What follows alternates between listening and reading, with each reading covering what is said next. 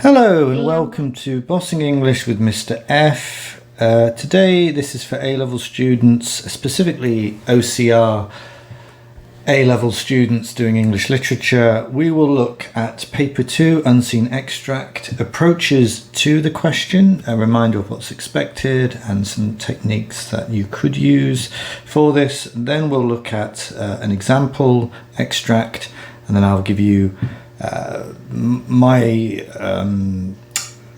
analysis of the extract and what direction I might take.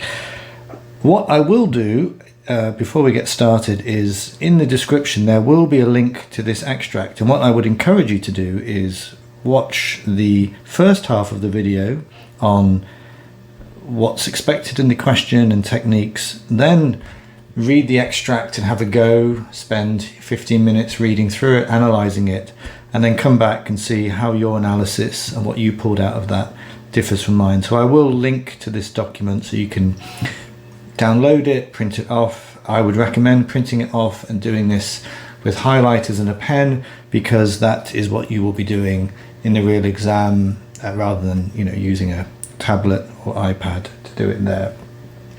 So let's get started. Okay, so Unseen Extract, the dominant assessment objective is AO2, which is basically how writers shape meaning. That's coming from the mark scheme there, 75%. So we're thinking about things like language, structure and form. I will be looking at this through the lens of dystopian literature because that's what I was teaching last. And I have some specific students in mind who are midway through a course, and that will be their focus. But the things that we're going to talk about could equally be applicable to if you're doing Gothic literature or American literature, etc. So really, language, structure, form, what we're really thinking about is generic tropes. So dystopian literature is a genre. It dates back maybe to 1895 with H.G. Wells' The Time Machine. Of course, there are predecessors to that, and obviously all dystopian literature is written in opposition to the idea of utopia, which we could date back to Thomas More's Utopia from the 1500s, but there are again antecedents to that, such as Plato's Republic, and we could even think of the idea of heaven or paradise as being, or Eden, as being a form of utopia or featuring utopian ideals. Okay, and language is basically your language analysis and structure. Well, first person, third person, use of time jumps, changes of setting, use of setting, etc. Okay, we get 12.5% for AO1, your critical concepts, argumentation and academic register. And there is AO3, 12.5%, contextual information about when the text was written and received. Well, here we're always given a clue. At the bottom of the page, we're always given a date. And that date is basically making you, or should make you, think about a timeline. So I've just mentioned the dystopian literature timeline, which might date from 1895 up until the present moment. We're surrounded by dystopian texts, whether in films or in literature. Think of the Hunger Games, for instance, as a modern one. But here's an example of a dystopian literature timeline. You can find that easily if you Google it. And that goes all the way up to Hunger Games 2008, Cormac McCarthy, The Road 2006. So you'd want to try and slot in 1975, what came before. You don't necessarily need to know anything about the author, that's not expected, but maybe what was happening in terms of the genre at that time, or why the content of this is as it is.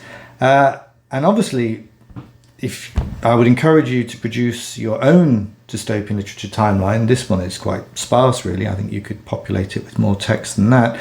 And more interestingly still is that in any timeline, you would want to have some world historical events, such things as inventions like the Model T Ford, which had such an influence on Brave New World, the atom bomb, where we get post-apocalyptic texts like Even the Road, but certainly in the 1950s, a lot of those post-apocalyptic texts are with nuclear holocaust in mind, and world wars as well, World War I, World War II, and many others like maybe feminist waves of feminism, and linking that maybe to The Handmaid's Tale and where that slots in there.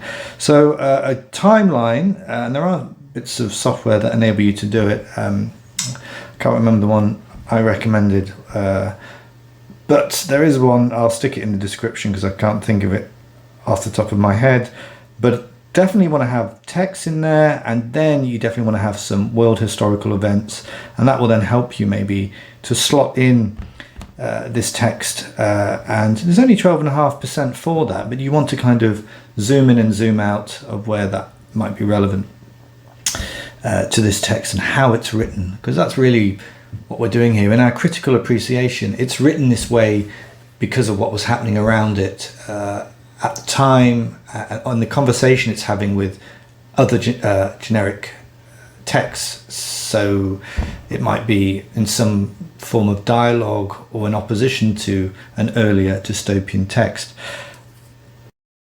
Okay, so when answering this question, one key thing to consider is this phrase, critical appreciation. What we don't want to do is just read this, highlight some interesting language features and just analyze those in a ad hoc, random fashion without any sense of coherency or any kind of guiding idea. By critical appreciation, what we're trying to do is say, what makes this text feel dystopian? Why does it fit into that genre of dystopian literature? What are the choices being made and why are they being made by the author? How does that relate to the choices other dystopian authors have made in the past or around the date of this, and any links to world historical events as well? So overall, critical appreciation is what makes this text feel dystopian and how, and then that can give us some coherency.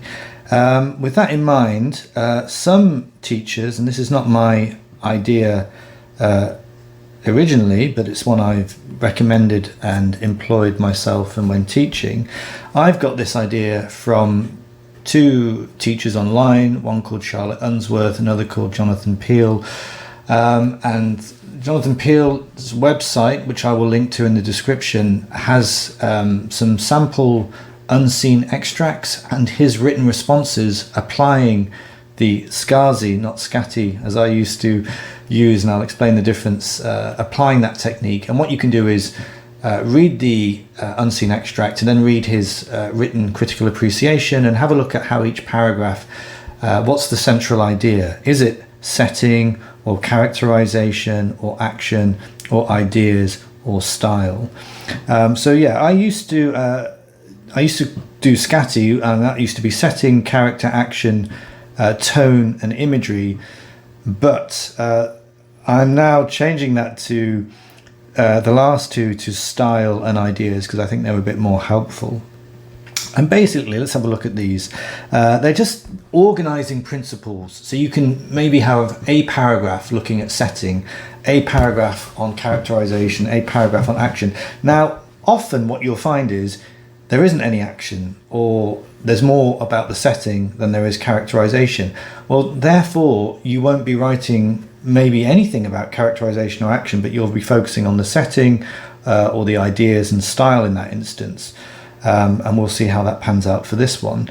So I'm not saying you have to write 5 paragraphs with each, but you'll find that 1 or 2 or 3 dominate, and that will just give you an organizing principle for your ideas. So setting would be things like futuristic or archaic, fallen utopia or dystopian proper, indoors, outdoors, public, private, rural, urban.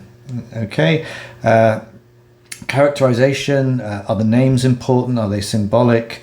What's their place in the dystopia? Are they the controller, the victim, a willing participant, passive bystander, etc.? You can read more on that there by pausing the screen. What actually happens? Is it an everyday occurrence or a shocking climax? Are these typical of the kind of generic exchanges that would happen in that text? Style, often in dystopian literature we're dealing with satire and different narrative approaches. Is the use of first person important? How so? Why so? Are we getting any made up language? made-up words, terminology. We often get neologisms, new words, to help realize the changes, the ideological changes that are made in that society. And ideas, is there a kind of overwhelming idea like eco-criticism for nature or science, freedom versus surveillance? Are there any literary symbols that are kind of used predominantly as generic tropes and things like that? Okay.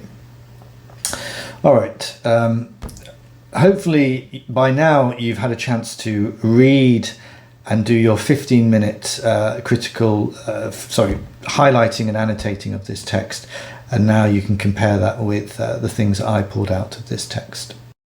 Okay, what strikes one immediately is the shocking event at the start of the extract. Dr. Robert Lang, our character, who has this title, so he has a profession, appears civilized, is actually presented to us as barbaric by eating a dog.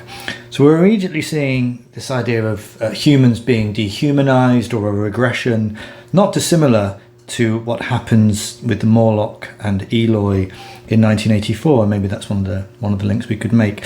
And the way this is regaled to us is with a deadpan tone. Later, as he sat on his balcony eating the dog, Dr. Robert Lang reflected on the unusual events that had taken place within this huge apartment building during the previous 3 months. There's something very deadpan about that, and that maybe suggests that what we're dealing with here is something satirical, a satirical take on how bourgeois people and this class of people in certain given circumstances can regress to a more barbaric state of being that is the generic hinterland of dystopia. Right. What dominates this extract is setting. We're dealing with a book that's titled High Rise, and that makes us immediately think of high-rise apartment blocks. And in many ways, this building, we're getting the opening of a novel here, and it would probably tell you that this was the opening of the novel, is dominated by this physical setting. Huge apartment building, 40 floors and 1,000 apartments. So we're getting a sense of scale, enormity, immensity, and we're used to those kind of things in dystopian texts. If we think about 1984, we have huge buildings like the Ministry of Truth, which you might remember was based on the Senate House, a new building in London at the time where George Orwell worked, working for the BBC, kind of doing propaganda. And these huge buildings and what goes on in them can create social change. So there's another dystopian genre trope here. This building is so big that we get this metaphor, the cliff face of the apartment building, and you could explore that. Later on, at the end of the passage, we get some ideas about the sublime, that feeling of being overwhelmed by things that are so enormous, and then further the sense of scale is created. It made his head reel, he steadied himself, the immense volume of open space unsettled his sense of balance. So this idea of an individual being disoriented by massive buildings and human constructions is definitely a dystopian theme as well. However, what's interesting about this is that this person has mixed emotions. So it's never just one thing. It's this nausea and dizziness is actually an exhilaration in the final paragraph for him. And then we learn that this one apartment block is one of five identical units. So whilst we have this enormous building, it's not just one, but it's actually 5 of them. So what really we're dealing with here, when we have this enormous space that has, it lists all the different things that are in there: swimming pools, bank, junior school, supermarket. What we're getting is a utopian space, aren't we? We're getting a utopian space where we don't need to leave that apartment block because everything we need is there. And this is a utopian ideal where life is improved to such a degree that we have everything we want at arm's length.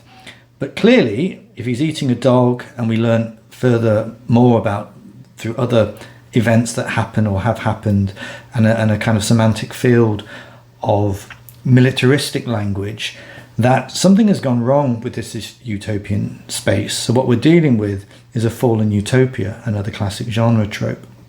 And we could fit that into other fallen utopias that we might know about, such as Brave New World. As well as eating a dog, we have a sense of something troubling happening below the surface. Now, this is the opening of the novel, so it's not explicit, but it's implied. Enough opportunities for violence and confrontation, an early skirmish ground. His apartment is described as an overpriced cell. He talks about a regime of trivial disputes. When the bottle is thrown over the balcony from above, we get an explosion. Language that we might use to describe a bombshell, like verbs like hurtled and burst, are used there, and we could explore that language. And when he's walking around there, he's dealing with sharp fragments, and that maybe makes us think of shrapnel. So there's a menace attached to this space, and we're being put on edge. We're made to feel that this is a dangerous space where terrible things have happened that have reduced this man to eating a dog. Clearly the supermarket is not accessible or not functioning anymore. And this is something you could explore in your analysis. We also get a sense of hierarchy, that the people living above him don't think about the people below him. Upstairs, downstairs, and again, this might make us think of the relationship between the Eloi and the Morlock in the Time Machine. And at the very end, as well as having a hierarchy within the apartment block, there's also a hierarchy without the apartment block, because where you have these 5 enormous identical apartment blocks, each with 1,000 apartments in it and all the other amenities there. Outside you have empty factories, decaying 19th century terraced houses, and places zoned for reclamation. So there's this kind of contrast of us versus them, the people outside on the perimeter and the people inside. And again, that might make us think of 1984 and some of the hierarchies and separations, social separations between classes and people that take place there. There are other things that I've kind of glossed over on here, but at certain times we return to the dehumanized deadpan tone, a fire of telephone directories, eating the roast hindquarters of the Alsatian before setting off to his lecture at the medical school. So this suggests that that dehumanized way of living, that more barbaric way of living, is rubbing alongside his functioning as a lecturer at a medical school. There's some sinister overtones with the deliberately over-animated chatter and aggressive blare of a record player. And the only other thing I would say, if you have an understanding of architecture, 1975, there is a form of architecture which uses lots of concrete called brutalist architecture, which has now become quite popular with photographers and is being protected when previously it was found to be quite ugly as a style of architecture. And I think we might think of that when we're thinking about these high-rise buildings, like living in this utopian space of the high-rise apartment block that has clearly become a fallen utopia. So there's an awful lot there, but as you will see, the action happens off stage. There's very little characterization other than this deadpan idea of someone reduced who's a doctor and still teaching, lecturing, but doing something barbaric. So it's mainly the focus here is on setting and maybe creating atmosphere as well. Okay, that's all for now. Smash that like button. Do something appropriate to the subscribe button, likey like, subby sub, and I'll be back with more A-level goodies anon. Bye for now.